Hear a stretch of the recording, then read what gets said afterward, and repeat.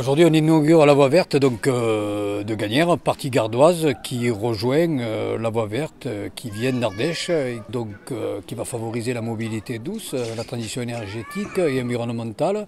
Et on remet en service des liens qui existaient, donc on favorise les échanges. On veut autour de cette voie verte aussi favoriser pédagogiquement des réflexions sur la faune, sur la flore. On veut aussi rétablir des connexions et développer autour de cette voie verte des activités artisanales. C'est l'aboutissement d'un long travail, puisque ça a été rappelé tout à l'heure. C'est vrai que c'est de partenariats engagés depuis 2017 avec les anciennes équipes de la mandature précédente. Ça crée du lien entre les territoires. Parce que c'est des voies sans dénivelé, très peu de dénivelé, 2-3%. Donc ça permet à tous les publics de fréquenter ces espaces, ces liaisons. Et on peut aller très loin, très vite, sans trop se fatiguer.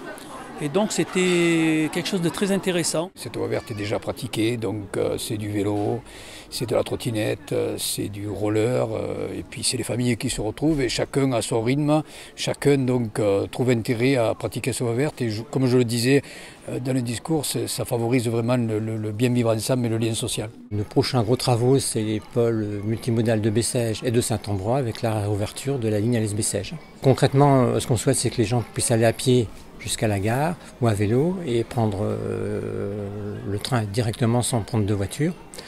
Et également les communes autour, c'est-à-dire de pouvoir accéder facilement via la voie verte aux modalités de transport multimodal et de faire converger le bus, le taxi, des stations pour louer des vélos ou recharger son vélo et emmener son vélo dans le train quand ça sera possible, parce que pour l'instant c'est pas possible. Déjà, il faut rappeler que le relie l'Ardèche, le sud d'Ardèche qui est quand même un territoire hautement touristique et avec un tourisme qui nous va bien aussi, c'est-à-dire un tourisme plein de nature qui préserve, qui respecte l'authenticité des territoires, du cadre de vie. Et tout au long de cette voie verte, il y a aussi des projets de développement économique, d'infrastructures, d'équipements un peu innovants, un peu insolites, et avec des activités autour des artisans d'art notamment.